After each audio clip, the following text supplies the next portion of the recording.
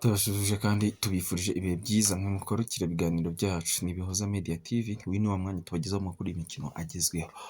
Kuri uyu wa kane tariki 28 z'ukwezi kwa gatanu 2026 hari kuvugwa amakuru menshi agiye atandukanye. Duhere hano mu Rwanda ni uko ikipe ya Rayon Sport ndetse n'ikipe ya Kiyovu Sport zirimo zihatanira umwanya wa kabiri kugira ngo hazaboneke ikipe izasohokera u Rwanda mu mikino ya CAF Confederation Cup zigomba gukina muri iyi weekend, zitegura ko habonekamo ikipe iza kuzasohokera u Rwanda ariko mu mikino y'igikombe cya CAF Confederation Cup, dore ko ikipe ya APR Football Club yamaze kubona itike kubera yuko yamaze kuba yatsindira igikombe cya shampiyona hano mu Rwanda. Ubwo rero ikaba yarabonye itike yo kuzahagararira u Rwanda mu mikino nyafurika CAF Champions League. Ubwo rero mu gikombe cya kabiri no muri cya CAF harebwa ikipe yaba yaratwaye igikombe cy'igihugu cyangwa se yabaye iya kabiri, mu gihe ikipe yatwaye igikombe cy'igihugu ari nayo yatwaye iya shampiyona. Ni muri urwo rwego rero ikipe ya Rayon Sport iri kuryana isataburenge n'ikipe ya Kiyovu Football Club arizo zigomba guhatanira umwanya, tukamenya ngo ikipe izahagararira u Rwanda mu mikino ya CAF Confederation Cup ni iyihe. Uwo mukino rero uraza kuba muri iyi weekend, aho uzabera kuri Kigali Pele Stadium rwose kuri uyu wa gatandatu. Mu yandi makuru agiye atandukanye mu ikipe ya APR Football Club, ejo ku itariki 27 ukwezi kwa gatanu 2026 APR Football Club yakinaga n'ikipe ya El Merreikh, ariko n'ubundi APR yamaze gutwara igikombe cya shampiyona. Nubwo ikipe ya El Merreikh yabanje igitego, APR Football Club yaje gusubira inyuma cyangwa se yaje guturuka inyuma iza kukishyura ndetse itereka muri cya kabiri, dore ko umuntu witwa Ouattara akomeje kuzamura umubare w'ibitego aho bamaze kugeza ku bitego 17.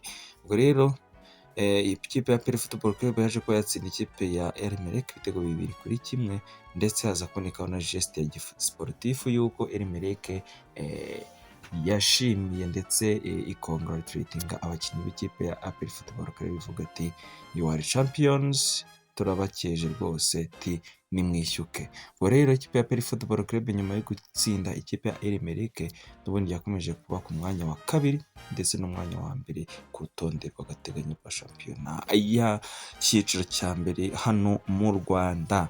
Mu yandi makuru agiye atandukanye, ikipe ya Police Football Club kuri uyu wa kane iraza gucakirana n'ikipe ya Gasogi United. Gasogi United iri ku mwanya wa 13, iraza gucakirana rwose n'ikipe ya Police, dore ko Police yatangiye iki gikombe cya shampiyona igaragaza yuko yakitabira ndetse ikaba yanahatanira cyangwa se ikagaragara mu manota ari hejuru, ikaba yaba classified mu makipe aharanira icyo gikombe.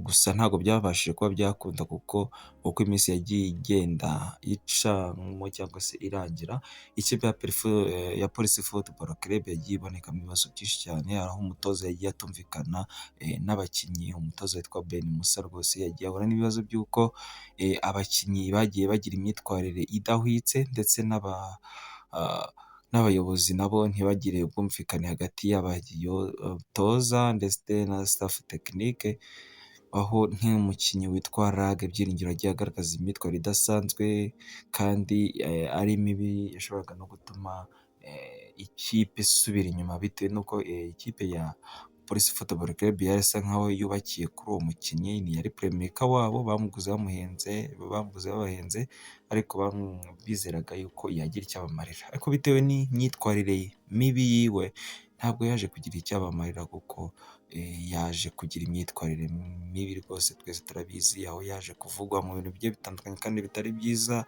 aho polisi yamufashe ubugira gatatu yarimo atwara yasinze, kandi murabizi ko gutwara wasinze mu Rwanda hano ntibyemewe. Ibindi yavugwamo ni ibyo gusinda, kurara mu tubari, kujya mu ndaya ndetse n'ibindi. Ibyo byose rero byagiye bikwitiraho n'uko hagiye haba suspension z'abakinnyi bagiye batandukanye, ba Henry Musanga, ba Jabel Manishimwe, abo barage bose. Ibyo byose rero byagiye bihurirana ku ikipe ya Police Football Club, biza gutuma nk'ikipe yari iri kuri cross cyangwa se yari iri muri cross y'amakipe aharanira igikombe cyiciro cya mbere cya shampiyona y'umupira w'amaguru hano mu Rwanda ivamo, dore ko rwose yatangiye neza ariko burya ubwambure bwayo twagiye kugenda tububona gake gake. Ubwo rero iyo kipe iraza gukina n'ikipe ya Gasogi United, ikipe twavuga ko yagerageje kwitwara neza uko ishoboye, dore ko yagiye itakaza abakinnyi bayo bakuru ariko igerageza no kurekipera icyuho cyabo ikoresheje gukinisha abana batoya, aho yagiye ifata abakinnyi bo muri akademi. Rwose Kenisi yakoze igikorwa cy'indashyikirwa, aho afite akademi igenda iproducinga abana bagiye batandukanye. Ubu rero muri iyi mikino ya nyuma ya shampiyona rwose Gasogi bagerageje gukoresha ndetse no guha amahirwe abo bana bafite akazaza keza. Ubwo rero abo bana baje kujya bageraho bafasha Gasogi kwitwara neza, rimwe bagatsindwa ubundi bakanganya gake gake, ariko icyo twakwishimira ni uko hari abana baje kuri plateau ya shampiyona rwose barakina, kandi ubona yuko ari abana batoje bafite ikinyabupfura, batojwe n'umugabo witwa Kenisi. Rwose turamukeje rwose kandi akomerezaho, ndetse na federasiyo na minisiteri niba hari n'icyo bamufasha rwose bamufasha, kuko development y'abakinnyi muri shampiyona ni kimwe mu bintu bituma tutakigira abakinnyi beza kandi batyaye muri shampiyona yacu, dore ko burya nk'ikipe y'Intare cyangwa se akademi y'Intare, ngo ni akademi ya APR Football Club, niyo ubona akademi ikora neza, ariko izindi ubona zisinziriye. Sinzi ikibazo gihari, ariko buriya minisiteri ndetse na Ferwafa bazareba uburyo bafasha aba bayobozi b'ama ekipe bagira inisiyative yo gushinga utudemi kugira ngo babashe kuzamura impano zigiye zitandukanye, dore ko hano hirya no hino mu gihugu hari impano zigiye zitandukanye, ariko development ndetse na management yazo akaba ari cyo kibazo. Tunyarukire mu ikipe ya APR Football Club, aho hari amakuru avuga yuko hari abakinnyi b'abanyamahanga bari kwitegura kuba basohoka muri ikipe bakajya gukina hanze, yaba ab'ikipe ishaka kurekura ndetse n'abadashaka kurekura. Murabizi ko umukinnyi witwa Dawuda Yusufu Munyagana rwose aho yagiye agaragara mu myitwarire idasanzwe kandi mibi, aho yagiye imyitwarire y'uko yangaga kuza gukina match, agakererwa imyitozo ndetse akagirana ibibazo n'umutoza. Hari amakuru avuga ko ashobora kwerekeza mu ikipe ya Young Africans yo mu gihugu cya Tanzania. Amakuru nkesha mugenzi wanjye w'umunyamakuru witwa Leonidas ukora kuri radio and TV10, aravuga ko rwose uyu mukinnyi hari amakuru amunoganogamo ko ashobora kwerekeza mu ikipe ya Young Africans. Ibi rero bije bikurikiye aho ikipe ya APR Football Club iherutse gusinyisha umuzamu wo mu gihugu cya Mozambique, akaba agomba kuzaza rwose agafasha Pierre ndetse na Ruhamyankiko Yvan kimwe na Dolphe, dore ko bo bavugaga ko batari ku rwego rwo kuba bakinira ikipe nk'abazamu ba mbere. Ubwo rero APR nyuma gusinyisha aravuga yuko uyu mukinnyi wayo Dawuda Yusufu Munyagana rwose ashobora kwerekeza mu ikipe ya Young Africans yo mu gihugu cya Tanzania. Undi mukinnyi ushobora kuvugwa muri APR Football Club ko ashobora gusohoka ni umukinnyi witwa Mamadusi. Mamadusi muramuzi, ni umwataka wo mu gihugu cya Mauritania.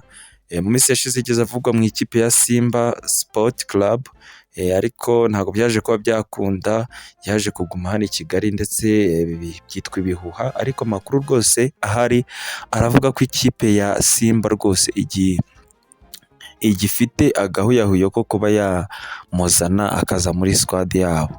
Ubwo rero Mamadusi umukinnyi mwiza kandi ukunzwe n'abafana b'ikipe ya APR Football Club, umukinnyi w'umusociable rwose, ubona ko aba ari umwana mutoya uri aho ngaho kandi utuje, ashobora kwerekeza mu ikipe ya Simba Sport Club.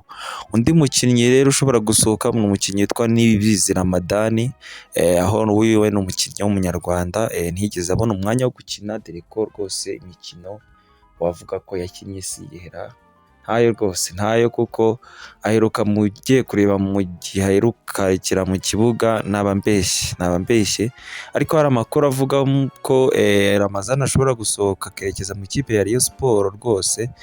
Ibyo ni ibivugwa, hari abanyamakuru bo kuri radio Umwezi FM rwose babitangaje bavuga yuko Ramazani hari amakuru amwerekeza mu ikipe ya Rayon Sport. Ubwo rero ni ukubitekereza tukareba ko ariko bizagenda, dore ko amakuru y'imikino agenda ahindagurika kandi uko tugenda tuyamenya niko tugenda tuyabagezaho.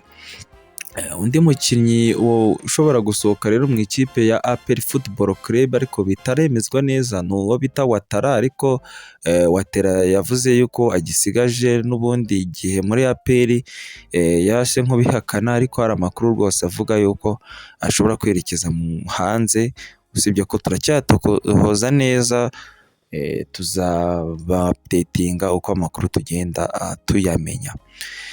Mu yandi makuru rero tugiye ku mugabane w'i Burayi, muri iyi weekend ku itariki 30 mu kwezi kwa gatanu 2026, Arsenal nyuma yo kwegukana English Premier League iri no kuri finali y'igikombe cya UEFA Champions League. Iyi ligue izarakinwa rwose ku itariki 30 ejo bundi saa 12 rwose, aho iyi Champions League igomba hakinwa finali, hakarebwa hagati ya Arsenal ndetse na Paris Saint-Germain niyihe kipe igomba guterera iki gikombe.